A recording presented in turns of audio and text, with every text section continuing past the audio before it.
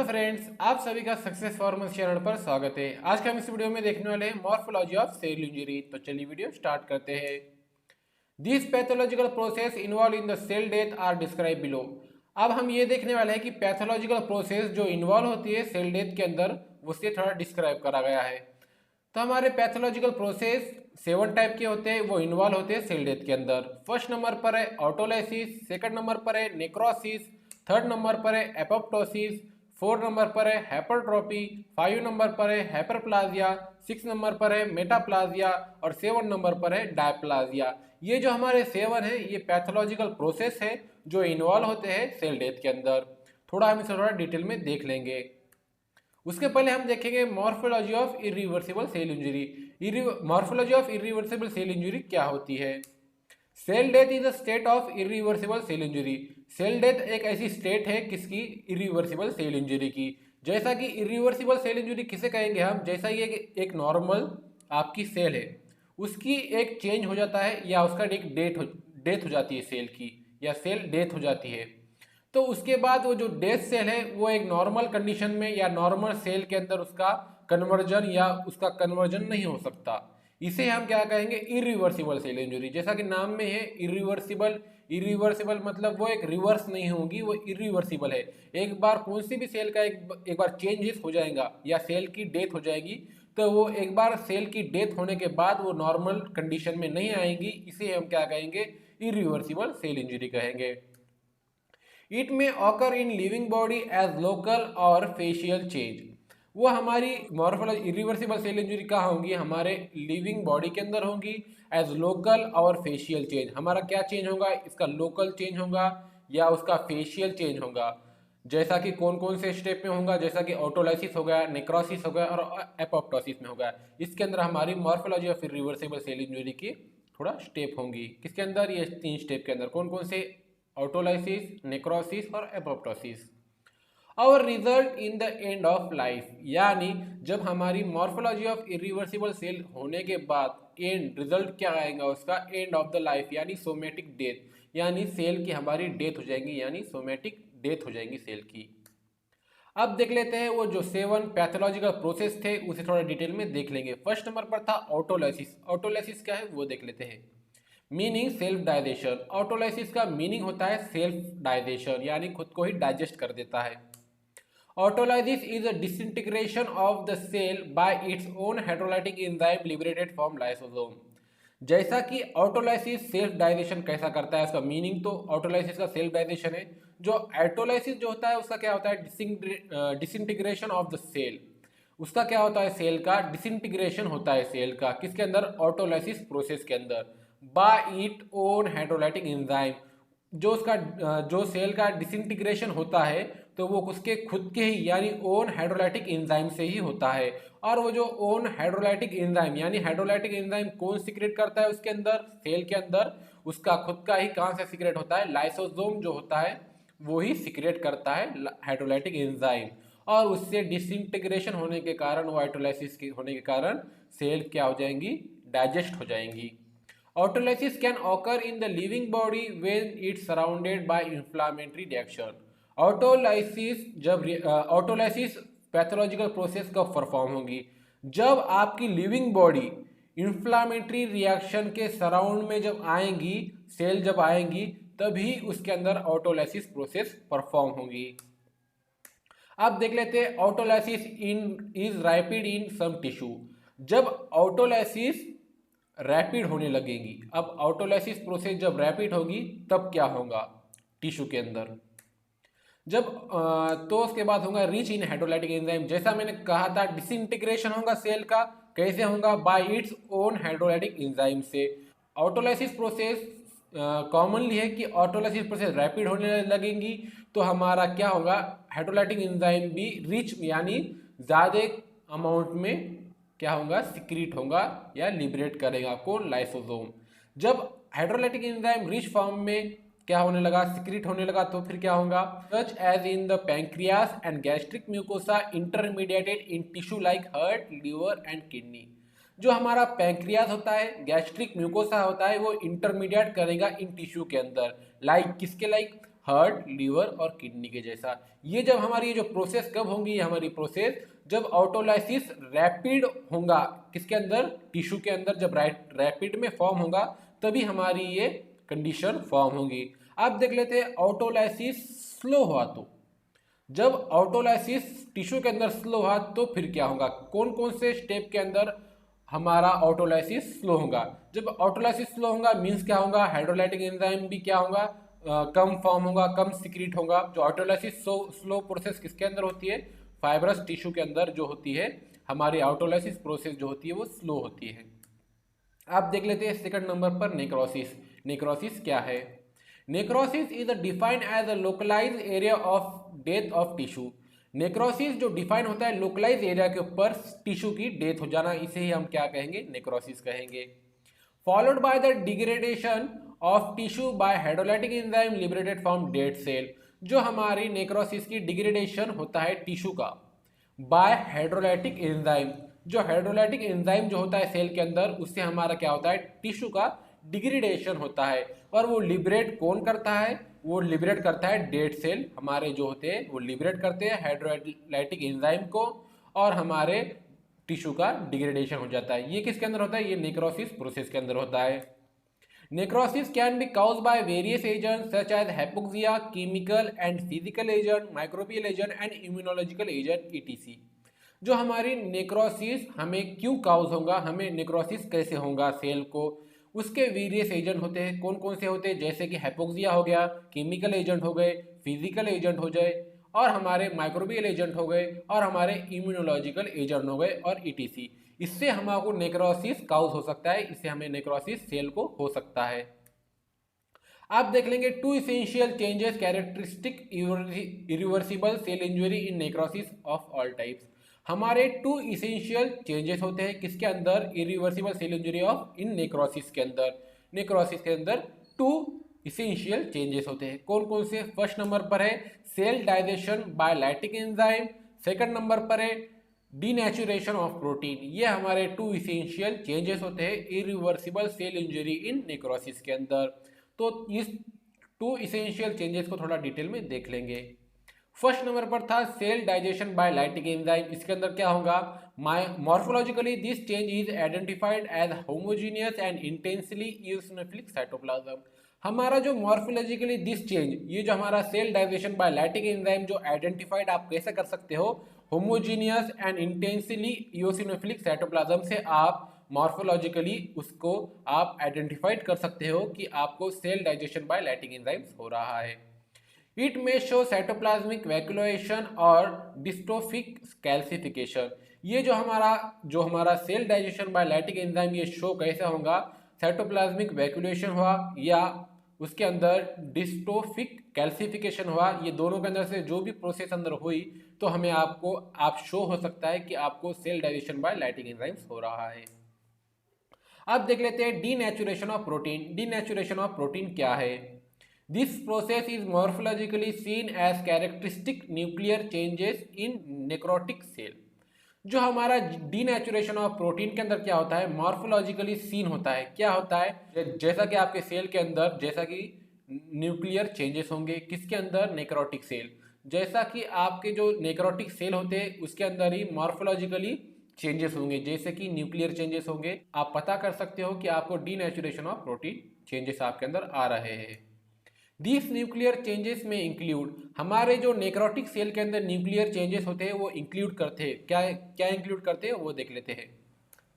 Nuclear chromatin विच में either undergo dissolution, यानी आपके जो न्यूक्लियर क्रोमैटिन होता है वो अंडरगो डिसोल्यूशन में जाता है। यानी कौन सी प्रोसेस फॉर्म होती है, कैरियोलाइसिस। हमारे कैरियोलाइसिस प्रोसेस फॉर्म होती है, उससे हमारा क्या होता है, न्यूक्लियर क्रोमैटिन डिसोल्यूशन होता है। या दूसरी कंडीशन फॉर्म होगी, एक तो होंगी न्यूक्लियर क्रोमैटिन डिसोल्यूशन होगा, या अदर प्रोसेस होंगी fragmentation into many granular clumps. हमारे दो प्रोसेस फॉर्म होंगी, एक तो हमारा न्यूक्लियर क्रोमैटिन डिसोल्यूशन होगा या fragmentation of into many granular clumps के अंदर होगा। ये हमारे चेंजेस होंगे डीनेचुरेशन ऑफ प्रोटीन्स के अंदर। अब देख लेते हैं टाइप्स ऑफ नेक्रोसिस। नेक्रोसिस के टाइप देख लेते हैं। Morphologically there are 5 types of necrosis. 5 types के नेक्रोसिस होते हैं, वो कौन कौन से वो देख लेते हैं। फर्स्ट नंबर पर है कोगुलेटिव नेक्रोसिस, सेकंड नंबर पर है लिक्विफैक्शन नेक्रोसिस, थर्ड नंबर पर है कैसियस नेक्रोसिस, फोर्थ नंबर पर है फैट नेक्रोसिस, 5 नंबर पर है फाइब्रिनोइड नेक्रोसिस। ये 5 टाइप्स को थोड़ा डिटेल में देख लेते हैं। फर्स्ट नंबर पर था कोगुलेटिव नेक्रोसिस। कोगुलेटिव नेक्रोसिस क्या है वो देख लेते हैं। This is most common type of necrosis. ये जो कोगुलेटिव नेक्रोसिस है ये कॉमन टाइप है नेक्रोसिस का। Coagulative necrosis is a type of accidental cell death typically caused by ischemia और इंफ्रेक्शन। जो हमारा कोगुलेटिव नेक्रोसिस जो होता है वो क्या होता है, टाइप होता है एक्सीडेंटल सेल डेथ का।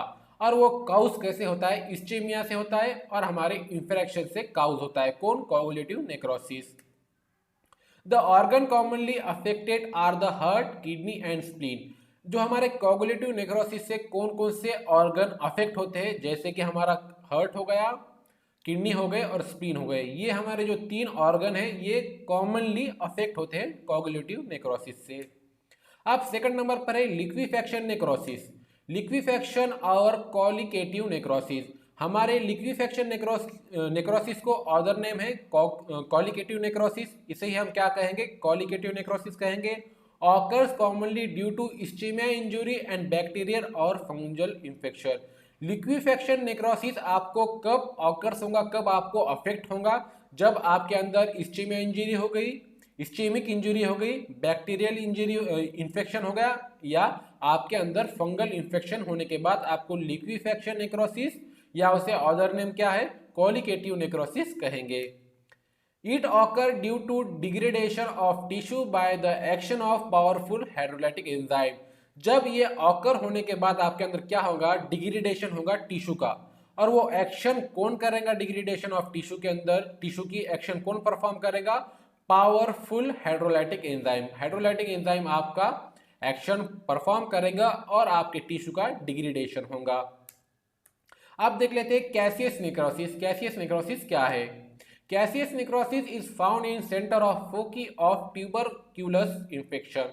जो हमारा कैसियस नेक्रोसिस होता है वो फाउंड होता है कहां पर, जो ट्यूबरक्यूलस इन्फेक्शन होता है उसके फोकी के सेंटर में कैसियस नेक्रोसिस फाउंड होता है।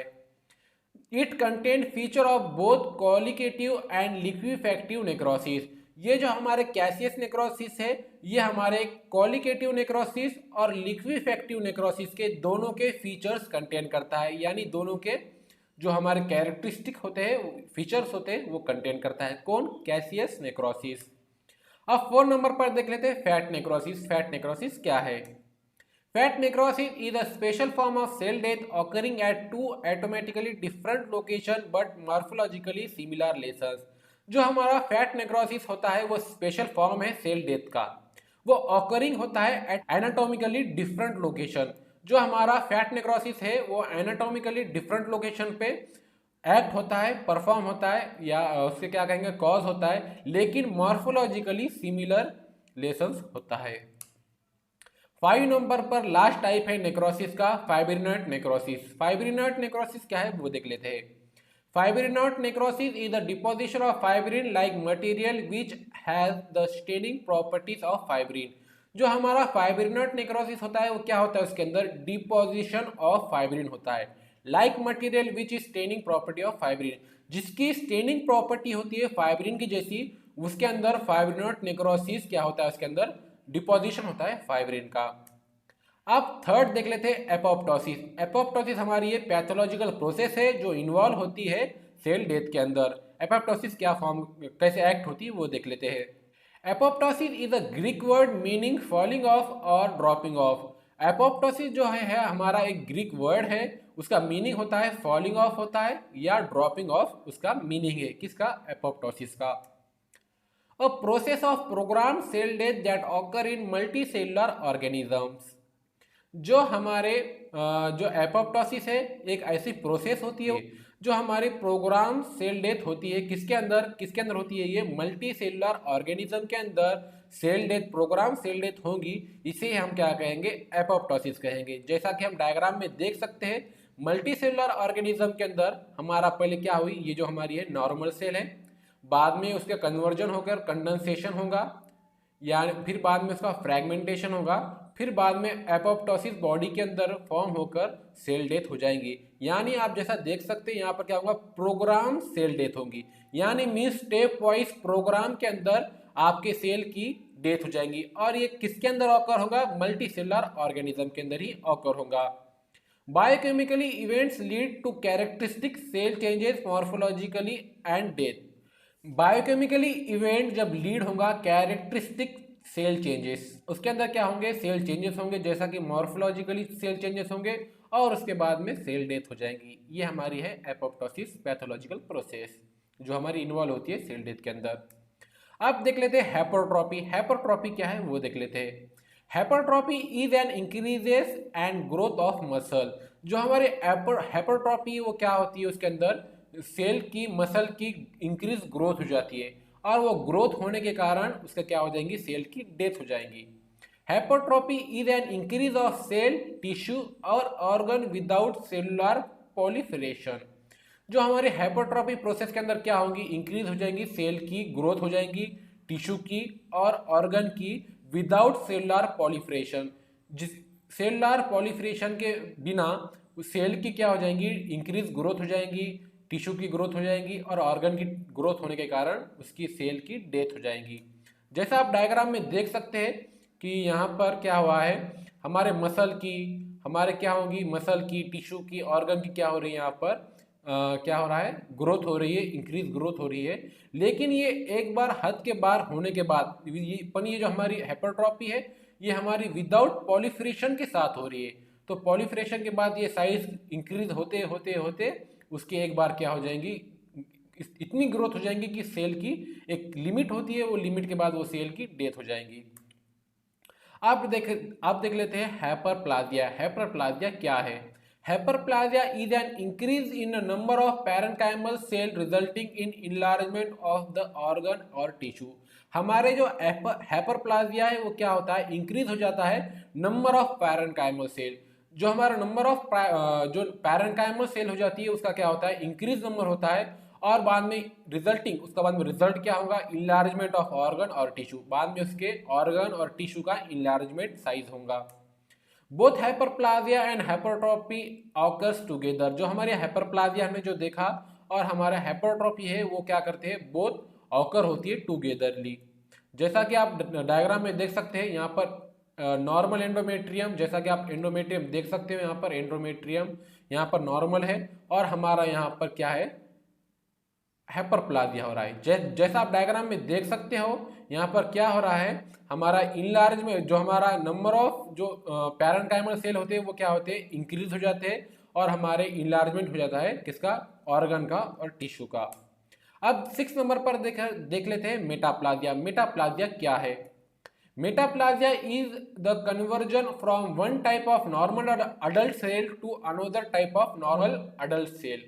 जो हमारा मेटाप्लाजिया होता है वो एक कन्वर्जन होता है एक नॉर्मल अडल्ट सेल का, तो उसका कन्वर्जन होकर नॉर्मल अडल्ट सेल के अंदर। The most common types of metaplasia observed by pathologist involve the conversion of squamous to granular cell and vice versa. जैसा कि जो मोस्ट कॉमन टाइप जो है हमारा मेटाप्लाजिया वो ऑब्जर्व कब होता है, जैसा कि आपके जो सेल होते हैं स्क्वैमस जो लेयर होती है उसका जो स्क्वैमस सेल होती है उसका कन्वर्जन हो जाता है ग्रैनुलर सेल्स के अंदर, या ग्रैनुलर सेल्स जो कन्वर्जन होती है स्क्वैमस सेल्स के अंदर। जैसा आप देख सकते हैं ये जो नॉर्मल सेल्स है तो हमारा इसका कन्वर्जन होकर क्या होगा, यहाँ पर ग्रैनुलर सेल के अंदर कन्वर्जन हो गया, ये या वाइस वर्सा होगा। जैसा कि ये मेटाप्लाजिया है हमारे इसके अंदर कन्वर्जन होगा एक नॉर्मल अडल्ट सेल का एक अनोदर नॉर्मल अडल्ट सेल के अंदर। जैसा कि यहाँ पर एग्जांपल देख सकते हैं, ये हमारी जो स्क्वैमस है, स्क्वैमस सेल है उसका कन्वर्जन होकर हमारा क्या फॉर्म हो गया, ग्रैनुलर सेल्स फॉर्म हो गए। ये इसे ही हम क्या कहेंगे, मेटाप्लाजिया कहेंगे। अब 7 नंबर पर है डायप्लाजिया। डायप्लाजिया क्या है वो देख लेते हैं। Dysplasia means disorder cellular development often accompanied with the metaplasia and hyperplasia. हमारा जो डायप्लाजिया होता है एक डिसऑर्डर होता है सेलुलर डेवलपमेंट, एक सेलुलर डेवलपमेंट हो जाती है उसका डिसऑर्डर होता है डायप्लाजिया के अंदर, और वो अकोम्पाइंड करता है मेटाप्लाजिया और हाइपरप्लाजिया। डायप्लाजिया ऑकर मोस्ट ऑफ्टन इन इपिथेलियल सेल। जो हमारा डायप्लाजिया जो है वो मोस्टली कहाँ पर अफेक्ट होता है, कहाँ पर ऑकर होता है, इपिथेलियल सेल के अंदर ऑकर होता है। जैसा कि आप देख सकते हैं यहाँ पर नॉर्मल सेल, जैसा मैंने आपको बताया था, यहाँ पर मेटाप्लाजिया के अंदर अकोम्पाइंड होगा और हाइपरप्लाजिया के अंदर होगा। यहाँ पर हाइपरप्लाजिया हो जाएगा। यहाँ पर आप यहाँ पर देख सकते हैं, यहाँ पर जो आपका चेंजेस होगा, यहाँ पर चेंज हो गया। जो हमारे सेल क्या हो गए, हमारे स्क्वैमस सेल ग्रैनुलर के अंदर हो गए। बाद में डायप्लाजिया के अंदर आप जैसा देख सकते हो चेंजेस कहाँ हैं, यहाँ पर, और इसमें चेंजेस आ गए यहाँ पर, और यहाँ देख सकते हैं। और ये तीनों से चेंज जो जब आपका नॉर्मल सेल हाइपरप्लाजिया हो जाएगा, फिर बाद में उसका कन्वर्जन होकर डायप्लाजिया हो जाएगा, फिर बाद में आपके सेल को कैंसर हो जाएगा, आप जैसा देख सकते हैं यहाँ पर। तो इसी तरह से हमारे दो 7 टाइप थे, पैथोलॉजिकल प्रोसेस थे सिंपली, और वो जो इन्वॉल्व होते हैं सेल डेथ के अंदर। आपको वीडियो अच्छा लगा तो वीडियो को लाइक कीजिए, शेयर कीजिए, कमेंट कीजिए और हमारे चैनल को सब्सक्राइब ज़रूर कीजिए।